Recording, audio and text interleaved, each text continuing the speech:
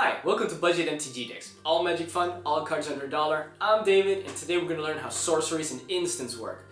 Now, sorceries and instants are one-time effects which wear off at the end of the turn. Magic is also quite a complicated game, so we won't be looking at all the rules for sorceries and instants, just a few of the most basic examples. Unlike a permanent card, which we've been looking at before, which stay on the battlefield, when you cast a sorcery or instant spell, you simply reveal the card, pay the mana cost, do what it says on the card, and then directly put the card into the graveyard. Let's have a look at sorceries first, shall we? Over here we have a game in progress. It's our turn, so we untap our permanents, pass our upkeep step, and draw a card. Unfortunately, we don't have a creature card to cast. However, we did draw a sorcery. Let's have a closer look at it. This spell is called Disentomb and costs 1 black mana to cast. Here we see this sorcery allows us to return a creature of our choice from our graveyard back into our hand. As luck would have it, we have a huge hollow henge beast in our graveyard, undoubtedly killed sometime previous turns. As it is our first main phase right now, we're going to tap a swamp for a black mana, and we're going to cast Disentomb.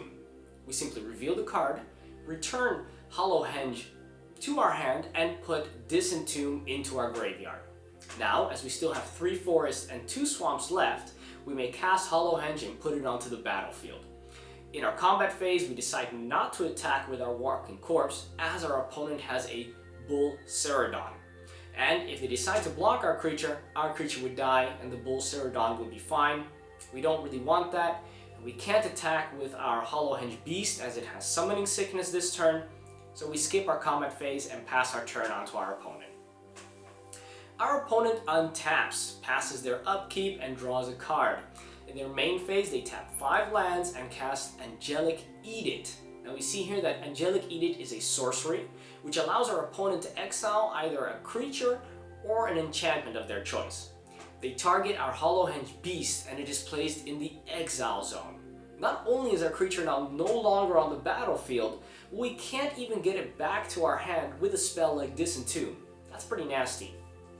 In their combat phase, they attack us with their Bull Ceradon. Notice how they don't tap the Bull Ceradon when attacking because Bull Ceradon has Vigilance. We decide it's not really worth losing our walking corpse in order to block the Bull Ceradon, so we let the damage go through and we take 5 points of damage. They skip their second main phase and pass the turn on to us. We untap, pass our upkeep phase, and draw a card. Let's have a closer look at what we drew. Here we have a spell called Titanic Growth. We see that it's actually not a sorcery, but this is an instant. An instant is exactly the same as a sorcery, with one crucial difference. Instants can be cast at any time. Creatures, enchantments, artifacts, and sorceries all have to be cast either during our first or second main phase. Instants have no such restrictions and can be cast to surprise our opponents. In this case, if we were to cast Titanic Growth onto one of our creatures, that creature will get +4/+4 till the end of turn. Now, we're in our main phase, and we could decide to cast Titanic Growth onto our walking corpse and turn it into a 6/6. That's pretty sweet. However, we're not going to do that because we have a better plan. We skip our first main phase and move on to our combat phase. We declare our walking corpse to attack by tapping it. Now our opponent may declare blockers. They see our puny 2/2 corpse and decide they can block it with their massive 5/5 Ceradon. Now we declare that we are casting an instant.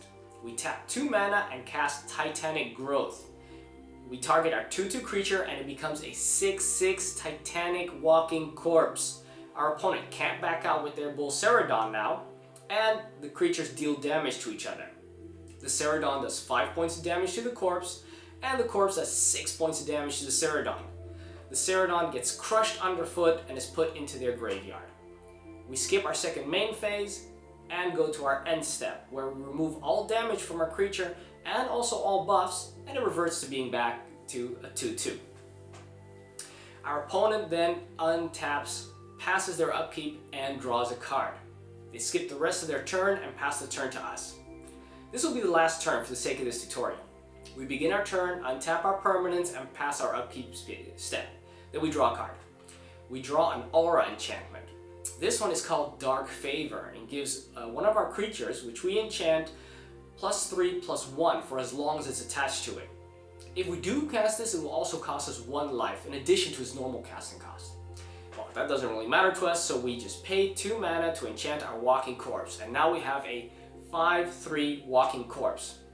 In our combat phase, we declare our attack with our corpse, and our opponent can decide to block. Well, they don't have any creatures, so in their block phase, they declare that they are going to be casting an instant.